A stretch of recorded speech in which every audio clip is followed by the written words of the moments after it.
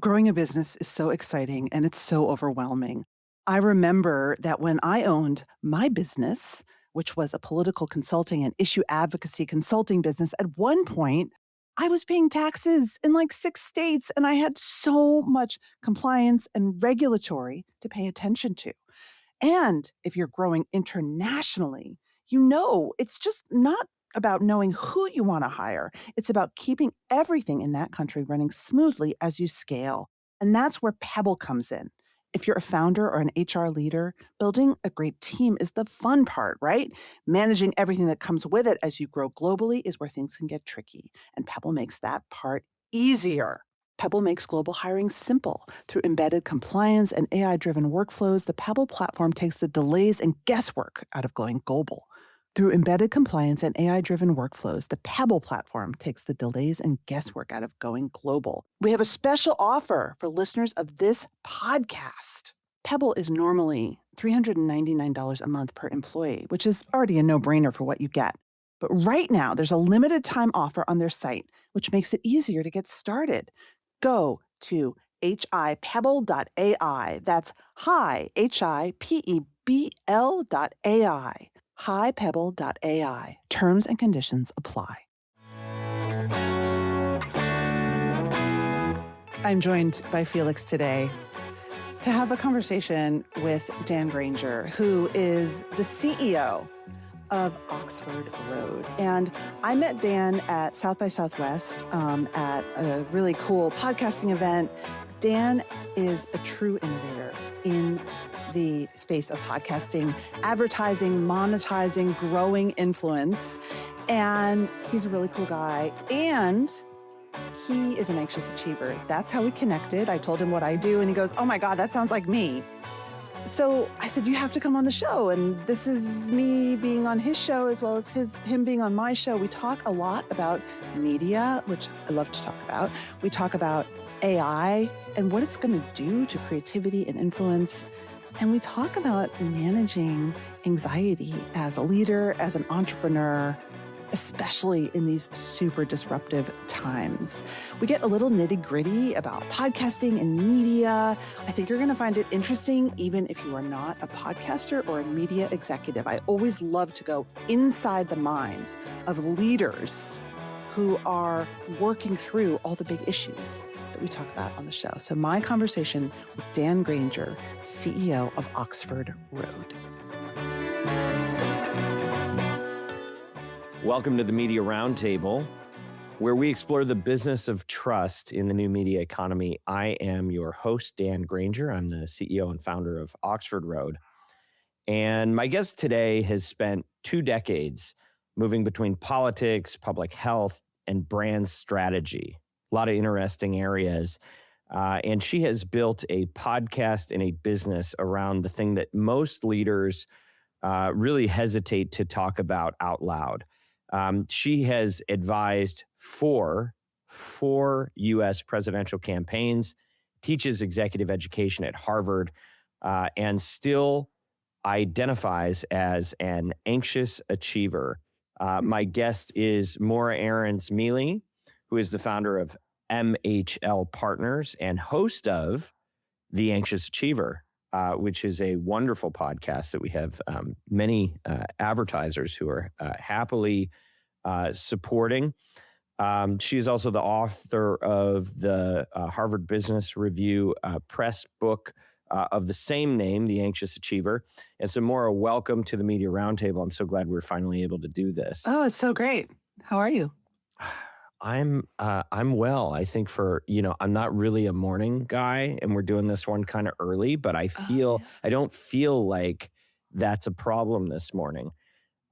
So chalk one up for the nitro cold brew.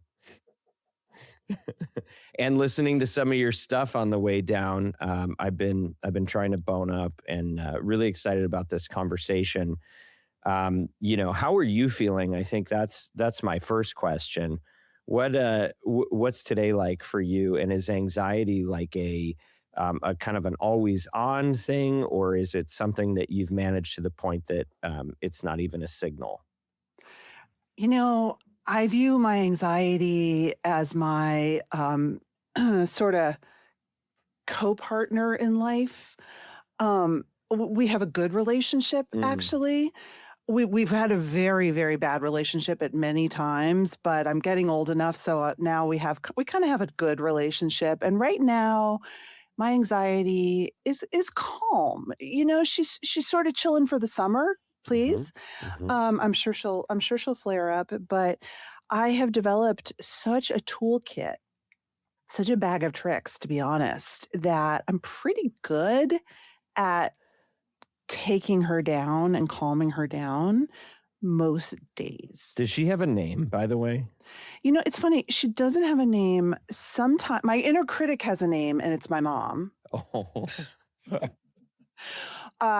No, my anxiety doesn't have a name because she's kind of a part of me, to be honest. Uh-huh. Yeah. Does yours? Yeah.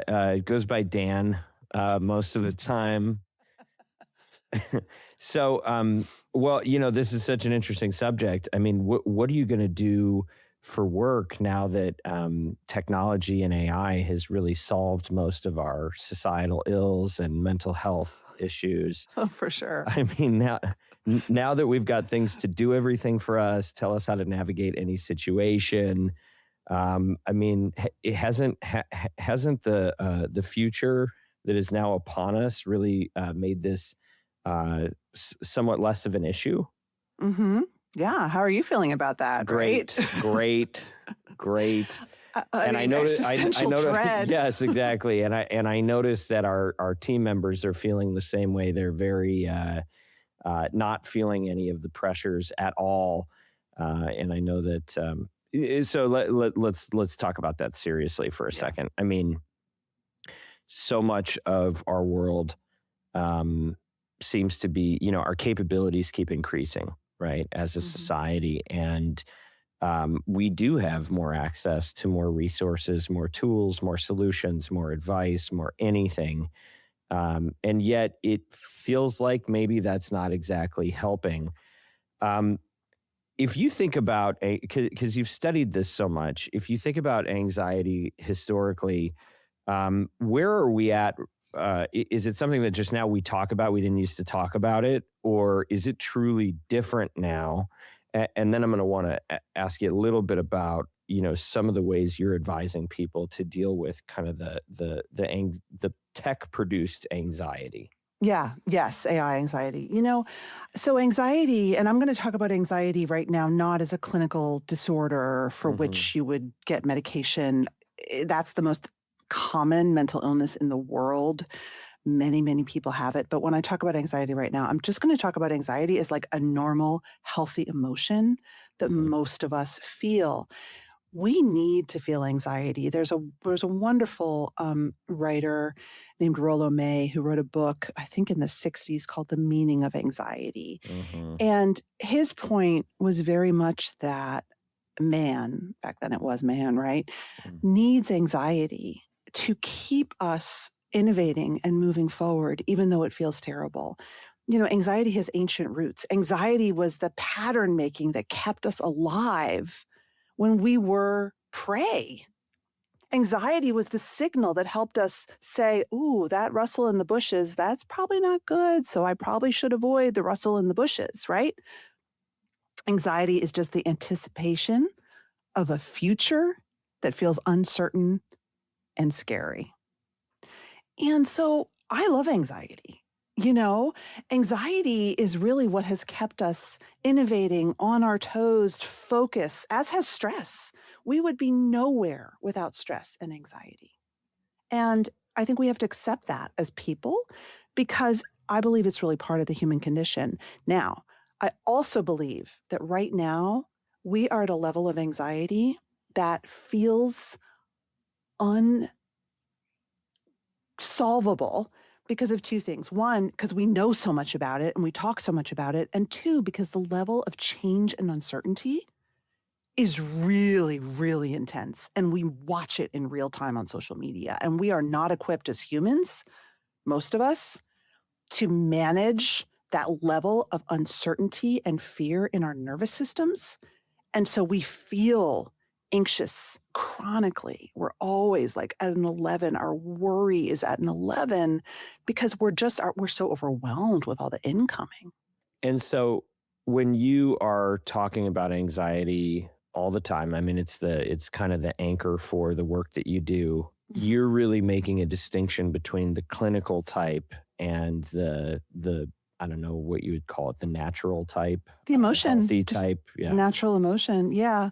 I mean, I think that anxiety, it never feels good and it gets a really bum rap. But my goal, and the same with stress, and there's been a ton of research on this, is to help people really reframe anxiety and stress and understand when it's actually good for them, when it's activating them, and when it is a signal to say something's off here. I need to pay attention. Your anxiety is always trying to tell you something. It may be lying to you, it may not be telling you the truth, and you may have to tell it to shut up, but it's trying to reach you.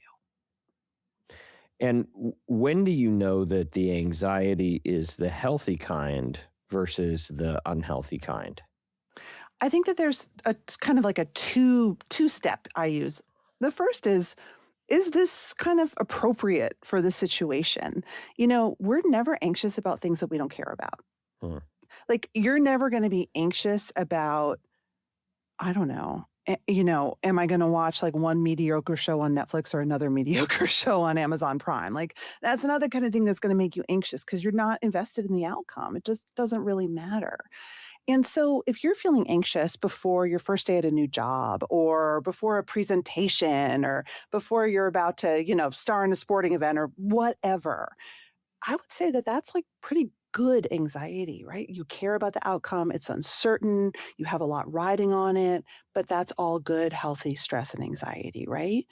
And the second part of that is that it comes and goes. It's short term, right? I'm anxious about this announcement. I'm anxious about this thing. I'm anxious about, oh God, the company just announced a round of layoffs. Am I next? Yeah, I'm anxious about that. I care about it, but hopefully that will pass when you feel a little bit more back on firm ground. It's when the anxiety is not aligned to something that maybe is appropriate, or it is aligned to something that's appropriate, but it never passes. Like, you stay anxious about layoffs for 6 months or a year. I see. So when it just never, when it isn't getting resolved, when it doesn't correlate to something that rationally you can determine is truly meaningful. It does. Like, you're anxious about, is AI going to take my job? But you don't really have a way of solving that. And so you just sort of swirl. Like, I'm sure we've all felt that impossible swirl, like our brain can't latch onto a solution. It's just free-floating anxiety. Yeah. And there is so much of that fear. I mean, I think it's pervasive now, at least in this culture, because suddenly we have this disruption moving at a speed and at a level of impact that maybe none of us have, maybe humanity's never really experienced. Like, we really haven't had time to metabolize this. You talk about the noise in the brush, and that took thousands, hundreds of thousands, millions of years, depending, and we had a chance to metabolize over generations. We haven't really had the opportunity to do this. So, I feel like, whenever you see the Disney kids who are in that system and then they become adults and they're free and then they start driving off a cliff, it's like because I think they're given so much freedom so suddenly, that they haven't really had time to grow into it. People that get rich quickly, people that have sudden change, and don't really have the opportunity to grow into it. I feel like that's what's happening to all of us. And so what kind of counsel are you giving to workers and business leaders who are trying to navigate the sudden competitive pressure and, requirements to adapt to all this in real time when it's, the stress of that compounded by the threat that it represents for so many people, at least in their own minds? That's right. That's right. I think the first is to just sort of practice radical acceptance and say, I can't really control if AI is going to come for everyone's job. It was like sort of during the pandemic. I can't control this at all. What is within my locus of control, right? Mm. Anxiety loves a job, right? Well, we did great on that during the pandemic, so I'm glad to hear you say it. I mean, some of 'Cause us did actually. some of us did. Yes. Yeah. If you started a podcast and you found a therapeutic way to, and that's millions of us really. But I mean, truly, it's, yeah, I mean, it's so profound. it's so profound. So what you have to do is you have to train your brain. And literally it's as simple as saying, I'm not thinking about this right now. When you get too many steps ahead, bring it back to the moment, bring it back to the present. And then I take a step from sports psychology and performance psychology, which has reams of data on how the best athletes win. The best athletes don't win because they're obsessed with the outcome that's going to happen a year from now, 2 weeks from now, 2 hours from now. They win because they are so prepared and they focus on the process. They win the process. They don't think about the outcome. And that is really important for anxiety management. You have to train your brain, and this is what I try to do with people, to get out of the existential dread that I have no control over, that is just going to bring me into a miasma of swirl and worry. Come back to the moment and say, what am I doing right now? What is my process? When people are unemployed, this is really, really helpful, right? When you're looking for a job, it is so stressful. It's so demoralizing. When you get into the what ifs, you have to say, okay, what are my 5 tasks today that I have planned out that I know are high impact? Have I done them? And when I've done them, I've done a good job and I'm done. It sounds so basic, but we know it works. And it is the only way to deal with now. Because if you get lost in the what ifs, you're in a bad place and you have no impact on it. You can't, it's too big. So come back to, what can I do? What has impact for me? And can I win the process today and this week? So it's really about taking your thoughts captive and, not living in the wreckage of an imagined future, which we're also. And getting into action, right? Like there's a great therapy saying, when anxiety hits, just do something, Oh.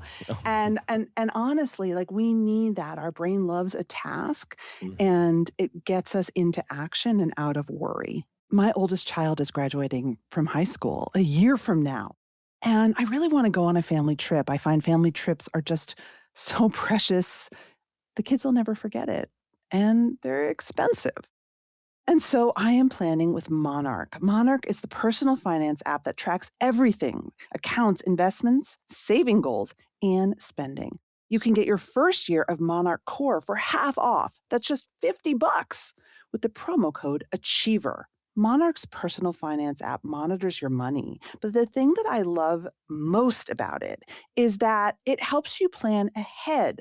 Most apps only tell you what you've already spent, but Monarch helps set goals, map out big purchases, and you can see if you're on track before it's too late to adjust. You don't have to look back and be like, oh my God, I really, really overspent 2 months ago, right? There are AI insights that help you spot things you wouldn't even think to look for. And you can get a heads up on what's happening with your money with the AI weekly recap. It flags spending spikes, net worth shifts. Those are usually nice, maybe not in the stock market, and upcoming expenses. Just use code Achiever at monarch.com and get your first year of Monarch Core at half off, just $50. That's 50% off your first year at monarch.com with the code Achiever. Me and a lot of my friends, we're in perimenopause and we feel bloated and sluggish and constipated often, right? And I thought all that was normal until I started taking a probiotic, right? And I love Physician's Choice. Better health really does start in the gut. And that's why I'm going to tell you about Physician's Choice 60 billion probiotic. It's the simplest thing I can do. It's one capsule a day. What I love, it's not just one strain of probiotic, it's 10 different strains, all in one simple daily capsule, and it survives stomach acid, getting where it needs to go. Listen, you don't have to be in perimenopause to want better digestive health. You'll feel better, you'll have more energy. And Physician's Choice is the #1 best-selling probiotic on Amazon for a reason. It has more than 140,000 reviews, so don't just take my word for it. It supports gut, immune, and digestive health to feel less bloated, less gassy, more regular, and lighter. It's developed with a team of doctors. It's the Physician's Choice. And it's made in the USA with a no-question 60-day money-back guarantee. Go to Amazon or physicianschoice.com and use the code PCPodcast10 for 10% off your entire order. That's PCPodcast10 for 10% off. You'll see the best results after a month or so. So invest in your gut, subscribe, and save for up to 40% off your order. When my business was growing fast, I was still small and I didn't have the budget to hire a full-time designer for all of our presentation needs. And I turned to Upwork and I met Wasim, who created the most stunning visual presentation for a huge global client that I really needed to nail. And after that experience, Wasim and I worked together for years. Upwork is your one-stop platform to find, hire, and pay expert freelancers across web and software development, data and analytics, marketing, business operations, and more. Upwork really helps grow your business because you can get fast, trustworthy access to specialized talent across 128 categories. Just visit Upwork.com right now and post your job for free. That's Upwork.com to connect with top talent ready to help your business grow. That's Upwork, Upwork.com, Upwork.com. What do you really think, though? I mean, I don't know that anybody can really answer this question definitively because it's about the future. But like, is your view that workers truly do have like is the level of fear rational right now based on what AI is becoming capable of, or do you believe that it's sort of like, you know, printers and like you think you don't need paper anymore, but you actually still do? You know, is it the kind of thing where we need people to manage this technology and that maybe the pie is not going to shrink for, you know, the human workforce? Or do you think that it's a legitimate fear because this truly is going to be just a massive disruption that's going to displace as many people as some might speculate? So I think it's a both and. And last year I did a really deep dive kind of investigative series on AI and the future of work because I am very passionate about helping people manage their anxiety about AI. And what I came to understand is that it almost doesn't matter. AI is a symbol of how little we trust our institutions, our employers, our systems. AI is just the latest nail in the coffin for what many workers feel about how their employers view them and treat them. We don't expect our employers to really step up and shine, right? We don't expect capitalism or our system to take care of us.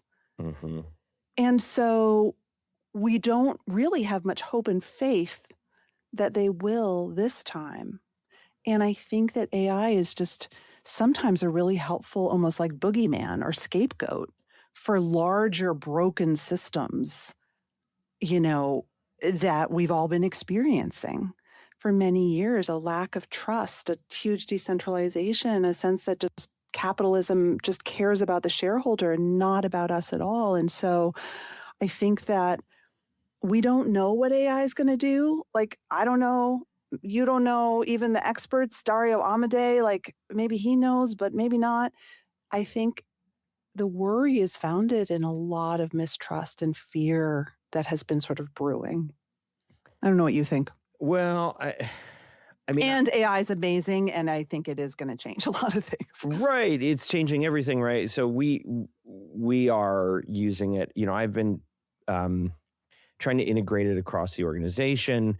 And I'm also trying to be honest with our team because I don't want to misrepresent what I believe the impact that is knowable is, which is it's going to change the way that we work, period. And, it's like what got you here won't get you there. And if you've been doing rote tasks, if you've been doing things that we can see that it can do now or is going to be able to do, that we can anticipate, we do need to course correct. We do need to find, I believe there's so much value in the authentic. I was just a can. And one of the fascinating things is there's really two talk tracks in the whole, in the whole city. One is AI and the other is creator. And so think about how polarized that is. There is an increasing demand for the authentic, for the thing that is not polished, that AI cannot create. Yeah. And then there's another camp that says, how do we automate absolutely everything? And I think these things are both true at the same time. And I do think we're all distinctly, wonderfully made in a unique shape. And if you're trying to be the worker that is automated, that doesn't require your shape, that the machine can do, it's John Henry versus the machine. You're going to lose that battle. Yeah. But now is the time to say, what am I good at? How can I add value to a situation in a way that the machine can't? But it's not a linear answer. Like, it's not obvious all the time how to navigate that when your job duties include 17 things. And AI may be able to do 10 of them. So you go, well, so how do I protect myself? And I understand where the fear is coming from. I think people come by it honestly, and I can't promise them that we're going to create the thing that uniquely shapes them. So there is some burden on a worker. But I think that if you are feeling that way, like I'm so anxious, I'm so stuck. I'm a media analyst. I build spreadsheets on media performance. Oh my God, what is my job going to look like? It's really scary. And that perhaps the only cure is to get curious, learn this tool, and keep going forward. Again, focus on your process, because you can't control the outcome as much as you want. But maybe if you're really, really adaptive and curious, you will have more impact. Yeah. So I think what we're landing on with this is that it's real. The fear is rational, and we do have to adapt. One of the things I've said is, like, it's a dragon. Like, you have to learn to ride it. You have to train it. You have to know how to, get on it and steer it, or else it will be a very destructive force. Yes. So I think we have to have some level of acceptance that that's just part of our reality now. And we have to lean into that. Or else I think the most dangerous thing you can do is let the fear cripple you and hide from it and try to avoid it, because it is so, it feels like there's an inevitability here. I agree. And I think also just have a level, climate change is probably a way bigger factor in the future of humanity than AI, to be honest. Okay. And something we all should be worrying about way more day to day than AI. And yet we don't, because it's not a narrative that surrounds us and that we talk about over the water cooler. And so I think there's also a level of kind of being a critical media consumer, and deciding, it's like gossip at work. Like, am I going to get wrapped into this swirl of gossip, or am I going to be like, you know what, guys, I got stuff to do? And I think that there's a level of that as well. So, let's pivot a little bit and get back to your story. So how'd you get into podcasting, and how much of your world is that right now? So I love podcasting, and I love podcasting because I was a blogger. Remember bloggers? Mm-hmm. Well, I think it was such a great forerunner to podcasting. Yeah. And was able to, at least for me, because I was working in talk radio at the time, and I could see what was happening with the relationship between print and blogging. Yeah. Which made me say, okay, the disruption is going to be podcasting. Yes. And so, yeah, that's really interesting. I was I was a digital marketer, but I always loved politics. So when I was in my mid-20s, I left .coms and went to work in Washington doing digital marketing for campaigns. But part of what I did was I bought ads on the earliest blog networks, because this was when like political blogs like 2003 were really popping. And I just fell in love. I mean, and I started writing about politics as a sort of like woman in politics, and just fell in love, and also worked in the early sort of blog advertising and citizen journalism movement. And then when podcasting sort of started growing, I was like, oh, I like this. This is like blogging, but it's even more kind of intimate in your ear. And I actually started my first podcast with Forbes. Forbes had a podcast network for a hot second. In 2014, I started a podcast called Hiding in the Bathroom. Which is an awesome name. Thank you. That was my first book. Can you give the quick, I already know the punchline on this, but will you share what that is about really quick? Yes. Hiding in the Bathroom is a roadmap for people who are introverted, socially anxious, kind of just like maybe a little hermit, and are really ambitious. So I know I need to get out there and network. I know that I should be doing all this stuff to further my career, but I really just want to stay home. How do I have both? How do I have my cake and eat it too? And digital marketing and blogging and building your personal brand was a huge foundation of this, because the coolest thing, if you're an introvert and you're ambitious, was that you could blog and that would be worth 800 networking meetings. Like, I profiled all these people, including myself, who built their whole careers basically on their blogs, because it was like the best networking tool ever. Right. So that was sort of the premise. And since you've been doing it, I mean, how do you see, like, how much of your world does it now occupy? It's funny. It doesn't, financially. Is it your core, or is it no, yeah. It's not my core. It's never been my core. Mm-hmm. It's always been my love and my passion. Sorry, I want, this is important to me. So of all the different ways that you communicate, all the different mediums, are you saying that it's your favorite, even though it's not your core? Like, yes. Is that what you are most passionate about? It's not my core. So I'll, just to be totally honest, so I launched The Anxious Achiever with Harvard Business Review, and had an ad share deal. And, that was really, I was just very honored to be part of Harvard Business Review. Sure. Oh my gosh, they're letting me talk about anxiety and leadership on Harvard Business Review. Mm-hmm. And I did that. And then I joined LinkedIn, their podcasting network, for 4 years. And that was a different level. That was very lucrative. Like, that was oh wow, I'm like really a professional podcaster now, Mm-hmm. And then unfortunately LinkedIn shuttered their program exactly a year ago, and I became independent, which is how I know you. And so the financial impact of my podcasting over the years has really gone up and down. But I would say that the core impact of my podcast is that it's my learning lab. Yeah. It is where I learn. I get to call up anyone in the world and be like, hey, can we talk about this?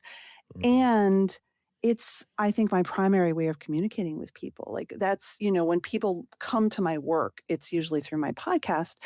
And so it's like my calling card. So it's been an interesting journey to have it be at different levels of my income, but consistently kind of my playground, if that makes sense. Makes total sense. I mean, that's what the Media Roundtable really started as, and has been for me is, I think we have a lot of overlap professionally in that just media, and I wanted to do this show as an open lab. I always thought a podcast would be fun, but I didn't give myself permission to do it because I didn't think there was enough justification for how it would actually be helpful in the work that we do. And I really try to stay focused.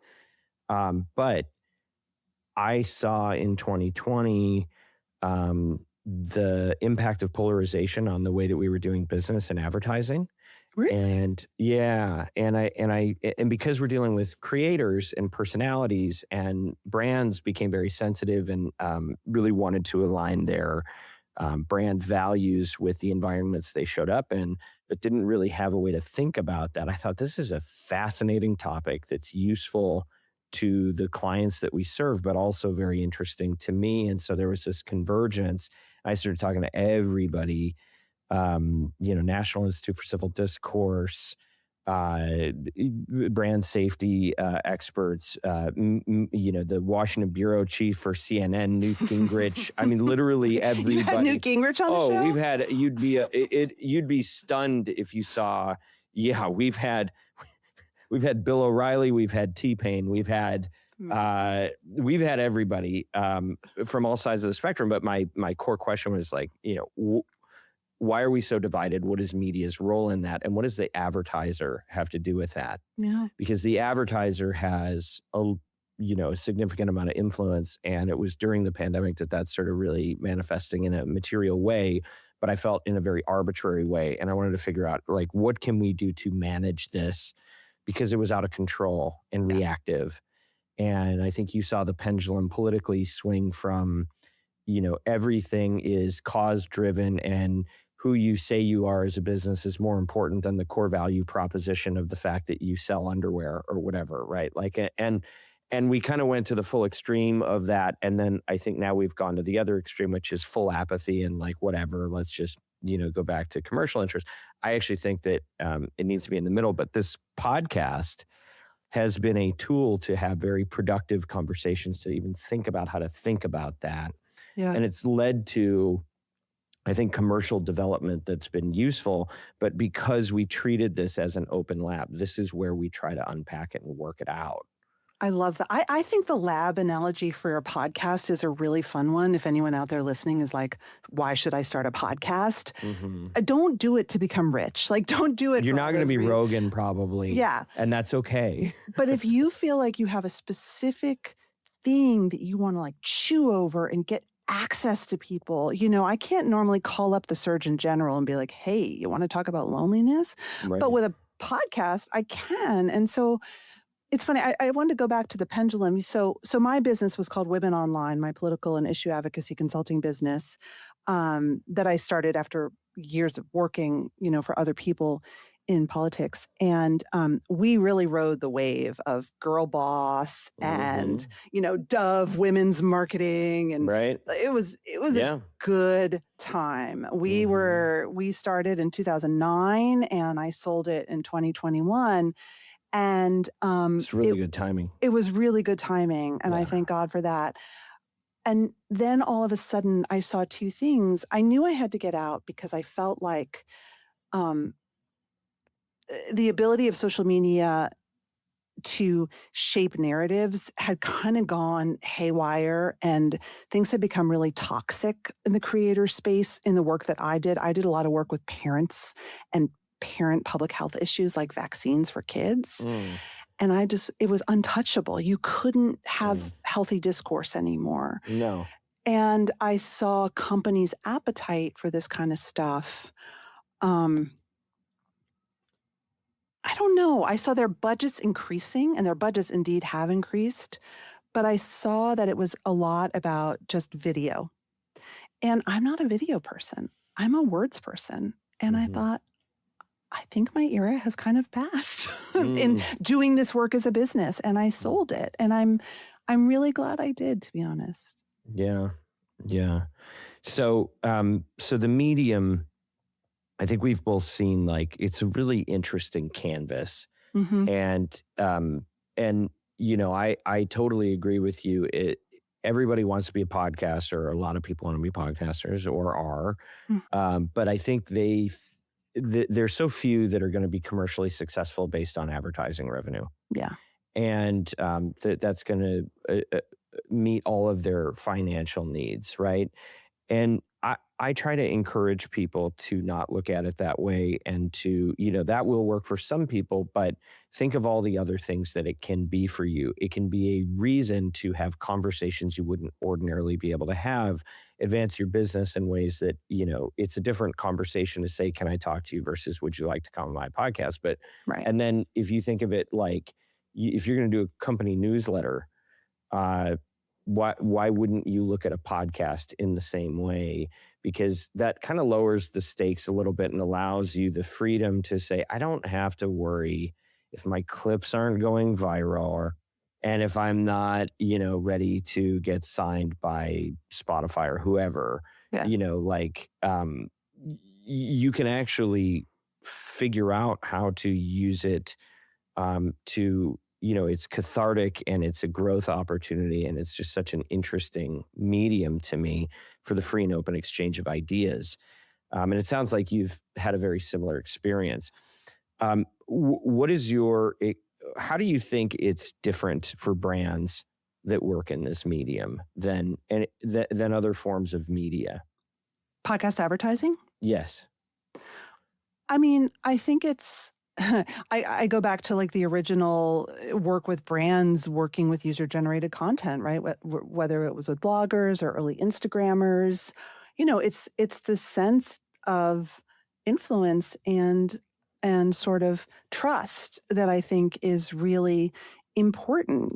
I think I read recently that like P&G or Unilever, they basically have shifted all of their advertising budget to user-generated media. It's moving that way. Yeah. I mean, that is a ground shift. That is profound for people like us who came up in, a very different media landscape. And I think that with podcasting, one of my favorite podcasters is Anne Helen Peterson. She does this great show called Culture Study, and her ads are really long. They're like 3 minutes long. As they should be. I know. I hope. Any ideas? Yeah. Please take a page. And they're so sometimes I have to admit I fast forward, but she really gets into it. It's like her life story told through this brand, and I think that has always been and always will continue to be a powerful thing. It's thoughtful, and I think it's really. I've always loved more than anything the thought that you don't have to be rich and famous and powerful and elite to be heard. I think that's the really beautiful side of what we do that often gets lost. Mm-hmm. And that is so powerful. If you've been sitting on a business idea, Shopify makes it easy to make it happen. There's everything you need to start selling. It's included and ready from day one. So it's planting season. I'm a big gardener. I have been buying a lot of seeds. I buy seeds from this wonderful website called Renee's Garden. And Renee's Garden uses Shopify. I use the Shop Pay app. I check out. And then when I want to come back very soon, which I always do because I forgot a kind of seed, it's easy for me to check out with my information securely saved. I like to think about, how do you start an heirloom seed company? It's so beautiful. And clearly, it works with Shopify's help. Shopify powers millions of businesses worldwide, from household names like Mattel and Gymshark to small businesses, and my favorite, Renee's Garden. With Shopify, nothing stands between your idea and a real business. So go make it one. Just go to shopify.com/anxiousachiever and start your free trial today. That's shopify.com/anxiousachiever. Sometimes you're in the mood, for some jewelry, for a treat, but you don't want to spend a fortune.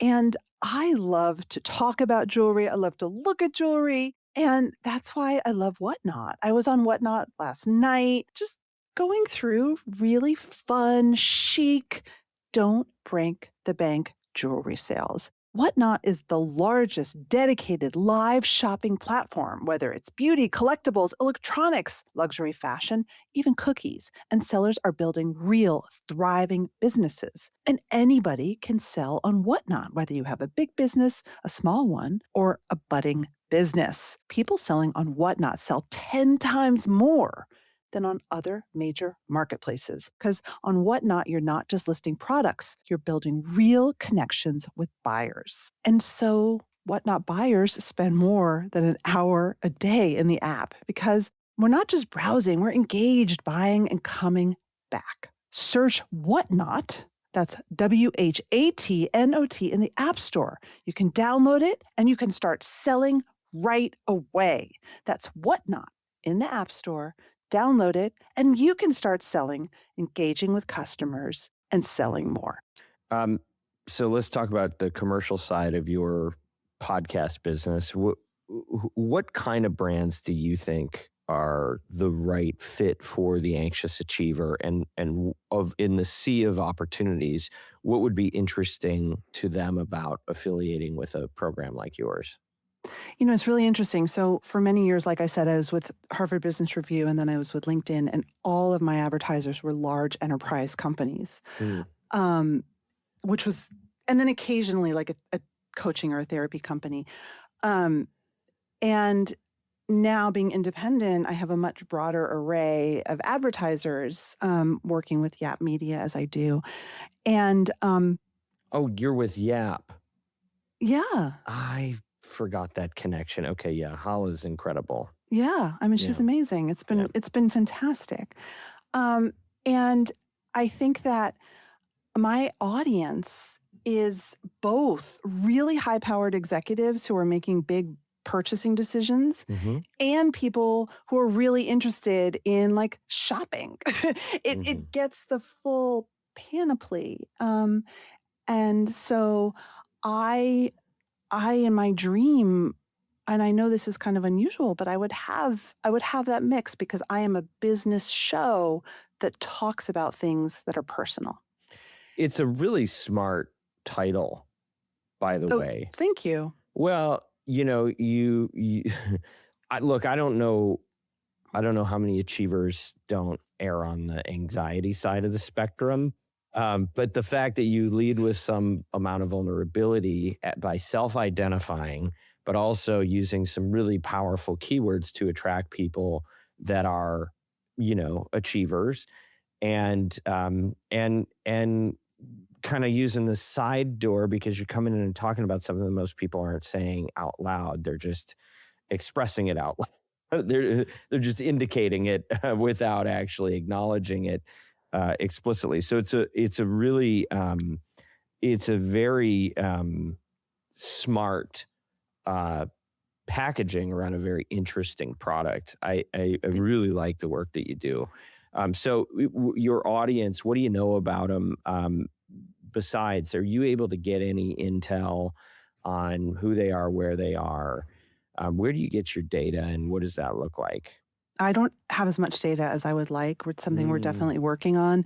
What I do have a ton of data on is my LinkedIn audience. And so I sort of use that as a corollary, because the show was with LinkedIn for so many years. And then with HBR, even LinkedIn and HBR have a lot of crosstabs. And the funny thing about my show is people think it's all women. It's not. It's probably 60% women, but it's 40% men. And I try to have a lot of men on the show. I mean, you said you resonate as an anxious achiever when you heard the name of the show. Yes, I confessed. Tell me why. Can I patch in my therapist really quick? Because I swing that way. It's like it's part of who I am. I've always been an achiever, I think. I think at least since I was a kid, and I think sometimes I feel like I wish there were more.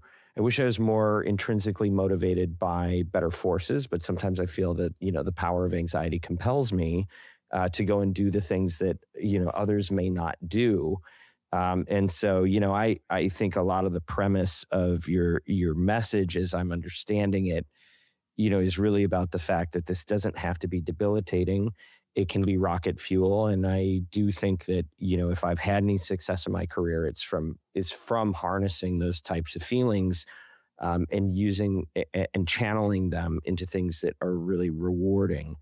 Now, we can talk about the price you pay for that, or the price your family pays for that, or, the way that is so, the way that the overwhelming feelings can compound, and that you can incite those in the people around you, and why that's hard on the team members that work with me most closely, right? Like there's a price for that that we pay and that the people around us pay when we embrace it. However, there's also incredible things that can happen, like one thing we were just talking about your numbers, right? And you're trying to get better numbers. Well, of course, because the whole industry is, we have terrible metrics, we have terrible numbers. Podcasting is so behind. And so like one thing that we've announced recently is we've got, I started a task force, Achiever stuff, right? A year ago, called the Alliance for Measurement in Podcasting. We got some of the biggest players in the space to sit around a table, and we had, a charter and methods for voting and quorum and everything like that. And we actually have identified a definition of what is a podcast, what is an impression, and how can you measure ad performance consistently across platforms so that you and your sponsors are not working so hard to figure out the Spotify audience and what's an impression and what's a download and how does that work? I'm not saying that everybody's going to adopt it. Right. But, we had a problem that's creating a lot of friction. And so I'm like, well, we can, let's do something about it, right? So it's the same kind of. But that's the beauty. It's like the relentless curiosity and the sort of like restlessness and the like, I need to figure this out. I mean, I love Anxious Achievers so much because I believe that we are the world changers. I interviewed the president of Shopify, Harley Finkelstein, and who said immediately, like, I'm an anxious achiever. I have been all my life. And one of the things that he said I'll never forget is I think he was kind of like in his like about 30, he was always an entrepreneur. He wasn't where he is today, but he was, rising. And he kind of had this moment where he realized that his anxiety made him who he was for good and ill, and that he was driving a lot of people around him crazy. Yeah. I'll just, not to paraphrase Harley, but this is what I remember him saying. And he needed to deal with that if he was going to get where he wanted to be. But he didn't want to lose the piece of him that was so essentially him as well. That curious, hard driving, don't stop, keep going, driven person. And that he developed the toolkit to sort of manage that double-edged sword. And like the people that I interview who are very successful are the people who have the toolkit. But I want to maybe turn it over to you to anything that's on your mind or that you want to talk about. I could go all day on this one. I want to talk about something controversial. Oh. So like we've established, I'm an introvert who was a blogger, who's been podcasting for a long time. I don't love video. I love audio. And I want to know how you feel as a business person, as a podcaster. I see a lot of podcasts almost becoming talk shows that you watch. Right. And is this something, how do you think about this evolution? Yeah. Like you said, you defined what a podcast is. Yeah. So what is a podcast and how do you feel about the evolution? I'm not going to reveal all of it right now for our definition because we released the what we're calling the AMP Accords on the 23rd to the market. That'll give you the full definition. But I'll tell you what the two main things are. It's part of it is about RSS and the distribution. Okay. Is it a podcast if it is no longer open to anyone, anywhere, anytime, and you have to actually go through a platform, give up data to get it? Then is it still a podcast? Because podcast kind of started as something that was very, everybody. With the RSS. And so some of that's about distribution. But the big force that's kind of forced the issue and caused us to redefine and go, what is a podcast? Do we even need those labels anymore? Is video. It's YouTube. Now, Apple 15 years ago, you could watch your podcast on video. So that's not necessarily new. But look, we talked about before we started recording, we talked about the traffic behind me, the 405. And that's where I fell in love with the medium of the spoken word and why I went to work in talk radio, because I was running tapes around LA, sitting in traffic. I found out there's people who just talk. Yep. And I started listening to that. And I'm like, this is fascinating. And I felt that was a very meaningful canvas and just theater of the mind and what you can, the way that you can unpack an idea that is different than if you're trying to play to the camera. Yeah.